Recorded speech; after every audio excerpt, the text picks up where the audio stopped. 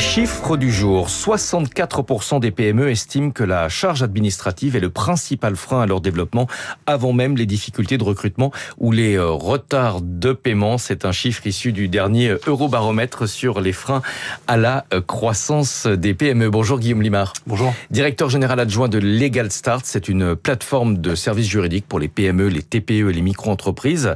64% c'est en Europe, je crois que le taux en France est encore plus élevé. Oui, c'est ça, c'est 78%. Oui. Est-ce que ça vous surprend que pratiquement les 4/5 des entreprises des PME considèrent que la charge administrative est le principal obstacle pour elles? Alors malheureusement non. Et d'ailleurs c'est un paradoxe parce qu'en France on a à la fois un très grand dynamisme entrepreneurial avec plus d'1 million d'entreprises créées par an et en même temps ce millefeuille administratif très complexe qui les ralentit. Et donc nous on est convaincus que si on arrive à régler ce problème de complexité administrative, on sera capable de libérer de la croissance et de rendre nos entreprises plus compétitives. Est-ce qu'il y a un type de démarche en particulier que les entreprises ont du mal à gérer sans solliciter une aide extérieure? Alors, malheureusement, sur toute la vie d'entreprise, il y a des démarches complexes. Ça commence à la création, on doit choisir son statut juridique, on doit rédiger ses statuts, déposer son capital. Ensuite, dans la vie quotidienne, comptabilité, déclaration fiscale et sociale, la paye.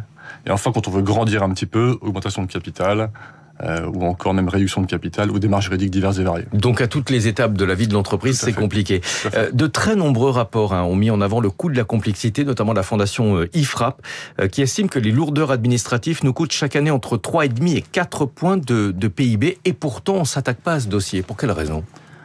Alors je pense que c'est un dossier qui est malheureusement très complexe. Il est complexe parce que les démarches en tant que telles, juridiques, sont compliquées, et en même temps, le nombre d'interlocuteurs dont les entrepreneurs doivent consulter, est très élevé également. Donc c'est une combinaison entre complexité et multiplicité des acteurs. Mais vous qui êtes un professionnel de ce secteur, est-ce que vous avez le sentiment qu'à force d'empiler les règles, de rajouter des exceptions à des règles existantes, on a fini par créer un monstre que plus personne ne connaît réellement? Est-ce que vous, par exemple, il vous arrive de vous arracher les cheveux pour comprendre la réglementation?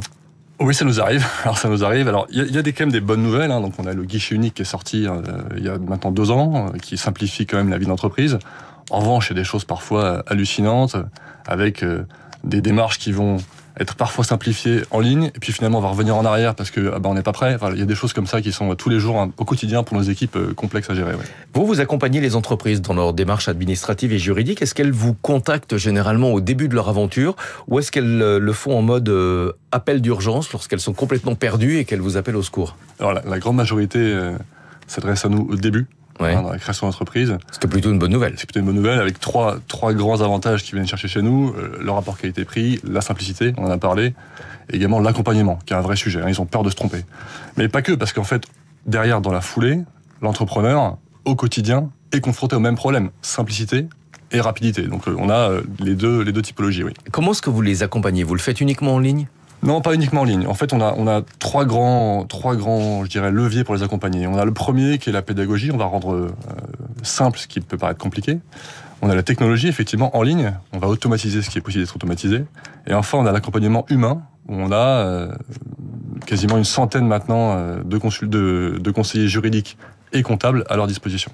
Donc c'est le mix entre humain et technologie qu'on met beaucoup en avant. Merci beaucoup, bravo pour votre aide aux entreprises dans ce maquis de démarches administratives. C'est vrai que on s'y retrouve difficilement. Guillaume Limard, directeur général adjoint de Legal Start. À suivre dans un instant la matinale de Radio Classique avec David Abiquet.